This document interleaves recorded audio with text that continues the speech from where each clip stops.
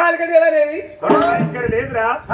ఈ గుళ్ళున్న దేవత వరంగల్ ఇంటికి వందనానికి ఇప్పుడు వచ్చే తెలియదు, రేపు వచ్చే తెలియదు, నెలలకు వచ్చే తెలియదు, ఇంకా 15 రోజులకు వచ్చే తెలియదు.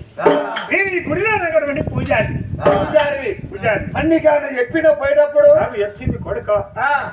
మరి కట్టం ఉన్న వాళ్ళు వస్తారు, వాళ్ళ కట్టం కలదేయచ్చు. వాళ్ళకు ఒకరికి సంతానం లేకపోతే వస్తారు, సంతానం ఇయ్యి. కానీ మరి నువ్వు ఎందుకు వచ్చిన కొడుకు? నా ఊరు మాత్రం ఇక్కడ కాదు, అక్కడ కాదు. ఉత్తరాలు వాళ్ళ కోట నా పేరు కన్నాగర వాడది, నా భార్య పేరు విజయదేవి. కొడుకులు బిడ్డలేదు కొల్లారు బందగట్టు కోడి దేవతలు పోయి తిరిగి తిరిగి తిరిగి తిరిగి ఇంటికి వచ్చినామమ్మ. వాళ్ళ మాత్రం కొడుకులు లేరు, బిడ్డలు లేరు. ఈ భూమి మీద దేవుడే లేడు, దేవుడు లేడు. దేవుడు నా భార్యతో చెప్పి కచేరి కాడ పోతే ఈ గుళ్ళో ఉన్న దేవత వచ్చి నా భార్య కళ చెప్పినట్టు ఏమిరా మరి విజయదేవి ఈ భార్య భర్తలు వచ్చి మాత్రం దండాలు పెట్టి గుళ్ళో పోయి పడితే మాత్రం సంతానం ఇస్తారండి.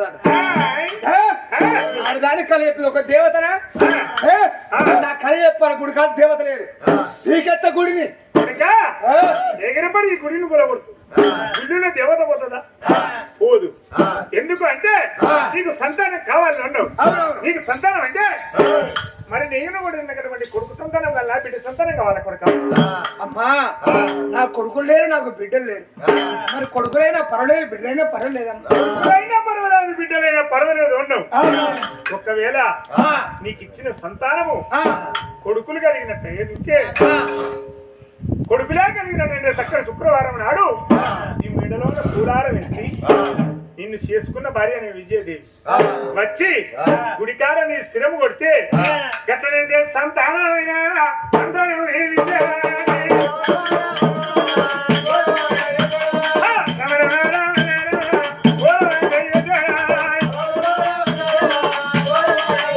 ఒకవేళ నీ గర్భాన కొడుకులు కలిగినట్టే నీ చేసుకున్న భార్య మరి విజయదేవి వచ్చి నీ తల్లిని ఇక్కడ ఆగారం ఇయ్యాలి కొడుగా.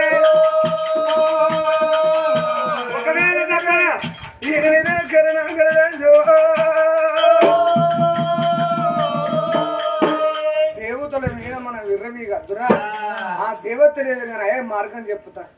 మరి ఆ తల్లి మాత్రం కాలికతే లేదు, కానీ నీకు సంతానం ఇస్తాను.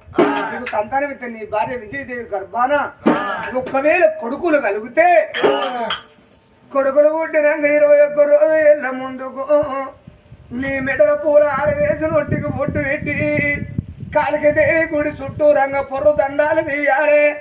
కొంగమాల కత్తితో నీ భార్య నీ తల